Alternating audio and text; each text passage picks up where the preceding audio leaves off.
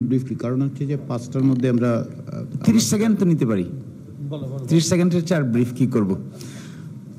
আপনি বলছেন যে 142-কে টাচ না করেই রেফারেন্ডামের আয়োজন করা যাবে।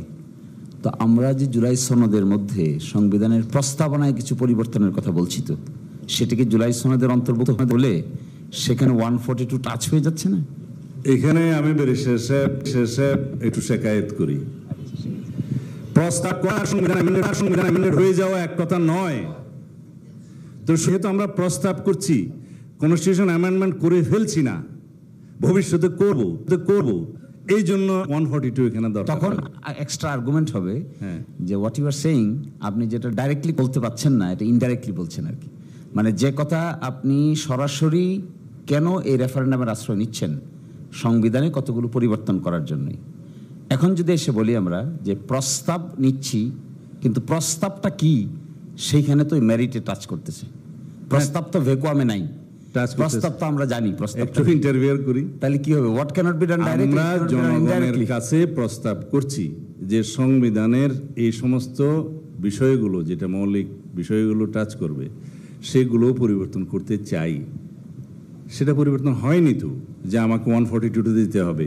জনগণ যখন এটার পক্ষে রায় দিবে যে আমরা এটা পরিবর্তন করব, সেটা কি পরিবর্তন করব ওই সমস্ত আর্টিকেলগুলো, তখন তো আমাকে আবার একটা রেফারেন্ডামে যেতে হবে 142 অনুসারে।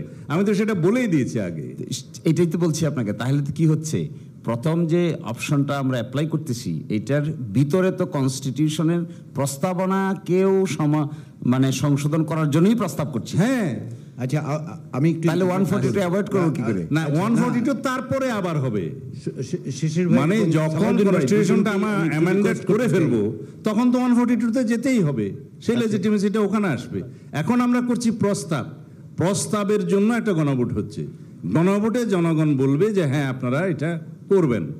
করার পরে আমাকে আবার 142 অ্যাপ্লাই করতে হবে, বিকজ প্রিয়াম্বল সহ অন্যান্য আর্টিকেলগুলোর ক্ষেত্রে আমরা হাত দিচ্ছি। আচ্ছা, সেক্ষেত্রে আমি একটু ইন্টারজেক্ট করতে বাধ্য হচ্ছি টাইমের কারণে আর কি।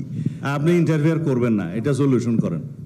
কি এই বিষয় সলিউশন তো আমি একা করতে না, এই যে জন্য আর কি একটু স্পেয়ার করেন। আর কোনো কোয়েশ্চেন আছে? এই প্রশ্নটা কিন্তু একবার উঠবে যে জিনিস আপনি ডাইরেক্টলি করতে পারেন না, সেই জিনিস আপনি ইনডাইরেক্টলি করার চেষ্টা করছেন। আমি চাচ্ছি, করে ফেলেছি এবং করব। এই প্রশ্নটা হচ্ছে মেইন।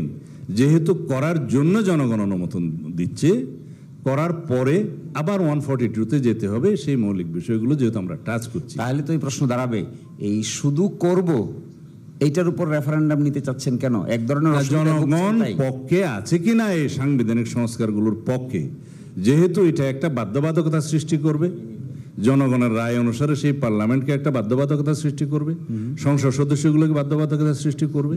যেহেতু আর্টিকেল 7 অনুসারে জনগণ ইজ মানে সুপ্রিম পাওয়ারফুল, মানে সুভারেন অথরিটির মালিক।